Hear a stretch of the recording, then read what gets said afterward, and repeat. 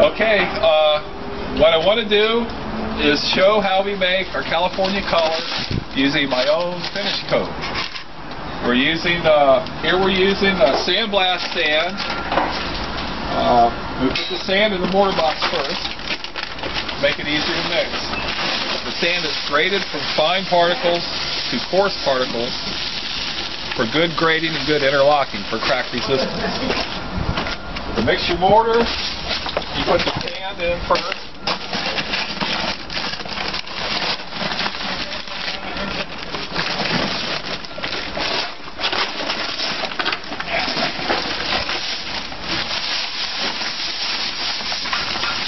Makes it easy to mix. Now, my formula here is 4 bags of 4 100-pound bags of sandblast sand, crushed quartz, 2 bags of white Portland, and a half a bag of lime. The formula works out to about 600 pounds. A bag of California color finish is made for a bag of California pre-mixed stucco finish, which does approximately 100 pounds. So the formula is about the same. However, the material we use is superior to the pre-mixed finish you can buy. Having material in bags also is pre-measured and pre-made, and it's hard to screw. It's on the video for a consistent batch. Next, the powder material goes in. The white Portland and the lime.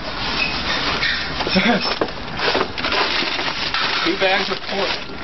The lime is measured out in a bucket for consistency. The lime will affect your color. So our formula is 1/4 of a bag of lime for 100 pounds of white Portland.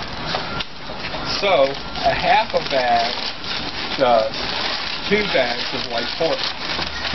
It's important to measure the lime because the lime affects your color. Here is a half a bag of lime measured out in a bucket. Notice how the powder material is spread out to make the mixing process easier. Put the lime in and spread it out evenly. The next step is 6 color packs. Here we're using La Habra. We also use Expo stucco. 6 color packs and 2 bags of white Portland.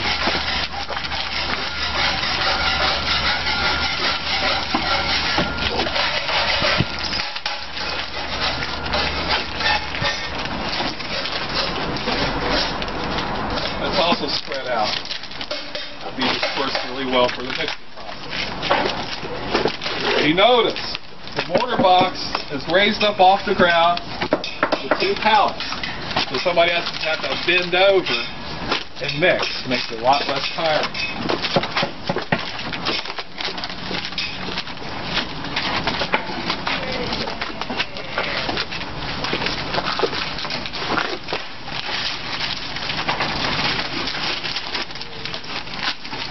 Two more.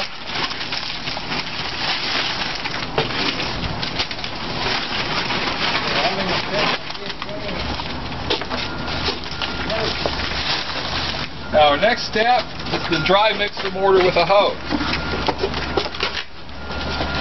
A 2-hole monster. Called a 2-hole monster. This is called chopping mud. Mortar is chopped a little at a time and pulled in one direction. No need to pull the hoe through the entire mix. A little at a time, little at a time. It's not real hard work. It's not that hard to do. Usually 2 or 3 passes, and the color is mixed consistently and uniformly. Pass number 1. Pull the mortar up on one side, come back and chop it again. Not a rocket science, but you want to mix the mortar to a good, even consistency. The color is dispersed well through the mix.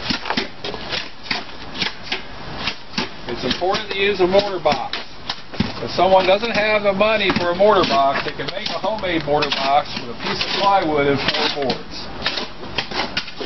It really pains me to see people mixing mortar on a sheet of plywood. The amount of time saved making a homemade box would pay for the time that you save by mixing.